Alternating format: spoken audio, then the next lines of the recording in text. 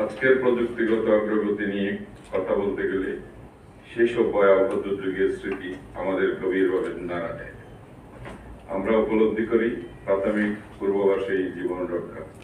তবে পরিতাপের বিষয় হলো 1970 কিংবা 1991 সালের দুর্যোগের পরও দেশীয় গবেষণা ও প্রযুক্তি উদ্ভাবনে আমরা যথেষ্ট অগ্রগতি অর্জন করতে পারিনি।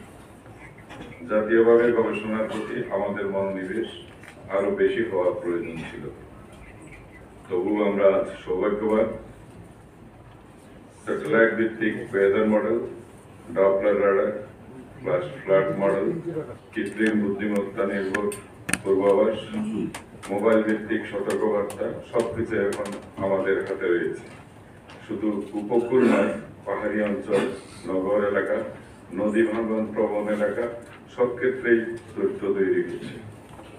তারপরও গুরুত্বপূর্ণ কিছু প্রশ্ন রয়ে যায়। এই প্রযুক্তিগত অগ্রগতি কি যথেষ্ট? মানুষ কি এই সুযোগ যথাযথভাবে ব্যবহার করতে পারছে বা ভবিষ্যতে পারবে?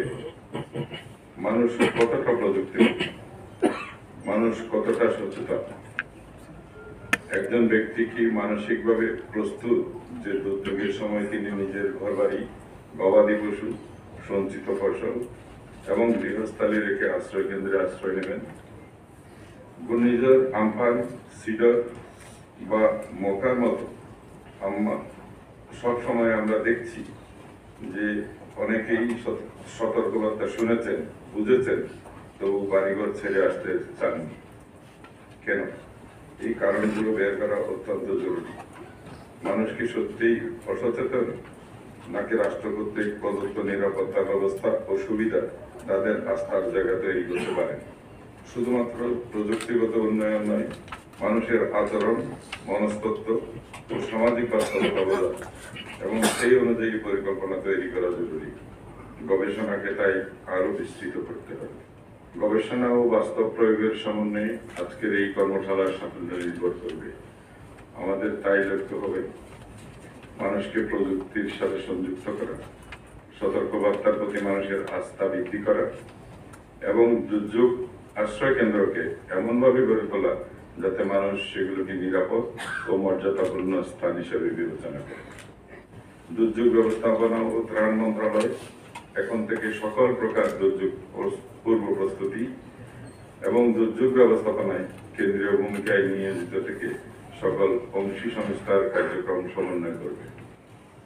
পরিশেষে আমি আমাদের আন্তর্জাতিক অংশীদারদের প্রতি, বিশেষ করে এই উদ্যোগের প্রথম 30টি দেশের মধ্যে বাংলাদেশকে অন্তর্ভুক্ত করার জাতিসংঘের প্রতি আন্তরিক কৃতজ্ঞতা জানাই। বিশ্ব খাদ্য কর্মসূচি, জাতিসংঘ দুর্যোগ ঝুঁকি হ্রাস সংস্থা, বিশ্ব আবহাওয়া সংস্থা, আন্তর্জাতিক রেড ক্রস ও রেড ক্রিসেন্ট ফেডারেশন এবং সংশ্লিষ্ট সব সংস্থার অবিরাম সহযোগিতার জন্য আন্তরিক ধন্যবাদ জানাই। একই সঙ্গে এই রোডম্যাপ প্রণয়নে সক্রিয় ভূমিকা রাখায় দুর্যোগ ব্যবস্থাপনা ও ত্রাণ মন্ত্রণালয়, দুর্যোগ ব্যবস্থাপনা অধিদপ্তর, বাংলাদেশ টেলিযোগাযোগ নিয়ন্ত্রণ সংস্থা কমিশন, বাংলাদেশ আবহাওয়া অধিদপ্তর, বন্যা পূর্বাভাস ও সতর্কীকরণ কেন্দ্র সহ সংশ্লিষ্ট সকল সংস্থার প্রতি কৃতজ্ঞতা প্রকাশ করছি। আসুন আমরা সবাই মিলে একটি দুর্যোগ সহনশীল বাংলাদেশ গড়ে তুলি, যেখানে প্রতিটি নাগরিক বিশ্বাস নিয়ে নিজেকে সুরক্ষিত এবং নিরাপদ মানতে পারে। সবাইকে আন্তরিক